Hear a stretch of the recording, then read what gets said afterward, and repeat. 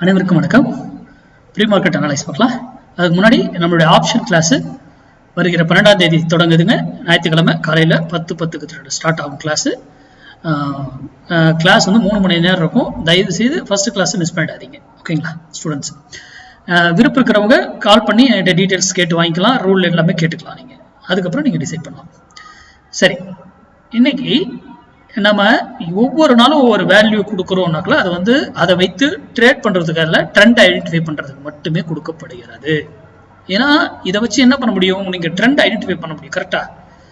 அதே போல சிந்திக்க முடியும். என்னடா இவரு சம்பந்தம் இல்லாம ஒரு இதை போட்டு அந்த விலையை மட்டும் கொடுக்குறாரு, பிரைஸ் இதே கொடுக்க மாட்டேங்கிறாரு, மார்க்கெட் சப்போர்ட் அண்ட் ரெசிஸ்டன்ஸ் சப்போர்ட்டுங்க வந்தா எடுக்கும் இறங்கும் ஏறும்னு சொல்ல மாட்டேங்கிறாரு அப்படின்றத உங்களுக்குள்ள கேள்விகளா எழுப்புங்க.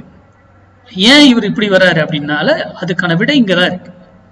மார்க்கெட் சப்போர்ட் அண்ட் ரெசிஸ்டன்ஸ், மார்க்கெட்டுக்கு வந்து டைம் கிடையாதுங்க. காலையில 9:15 ஓப்பன் ஆகுங்க, 3:30 மணிக்கு முடிஞ்சிருங்க. உங்களுக்கு தெரியுங்க அது எங்க வேணா இறங்குங்க, அப்புறம் ஏறுங்க இறங்கும், மார்க்கெட் இறங்கும் எப்படி வேணா ட்ரேட் ஆயிட்டுருங்க.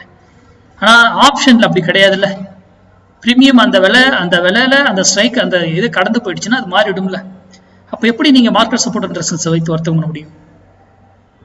ஓகேங்களா? அப்போ ஒரு ஸ்ட்ரைக்குக்கே சப்போர்ட் அண்ட் ரெசிஸ்டன்ஸ் போட்டணும்.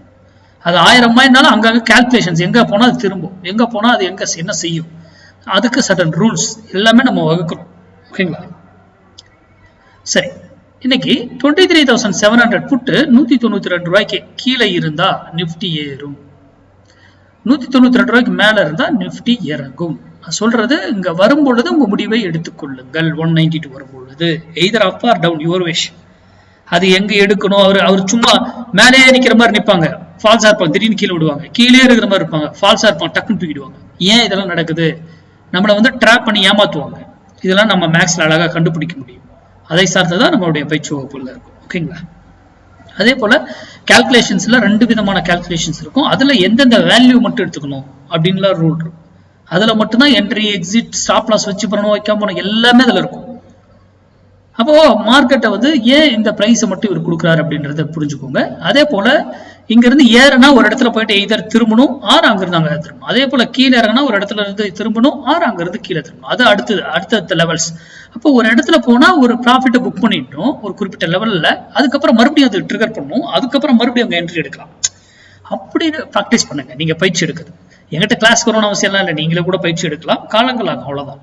இல்லை உங்க பகுதியில் தெரிஞ்சவங்க யாராவது சொல்லி கொடுத்தா தெரிஞ்சுக்கிட்டு பண்ணுங்க. நான் ஒரு சில கேள்விகள்லாம் கேட்கறேன் மார்க்கெட் ரிலேட்டடா, மேக்சிமம் யாருக்குமே தெரியல. அதுவே தெரியாம நம்ம ஆப்ஷன்ல ட்ரேட் பண்ணி என்ன செய்ய போறோம் சொல்லுங்க. நன்றி, வணக்கம், வாழ்க வளமுடன்.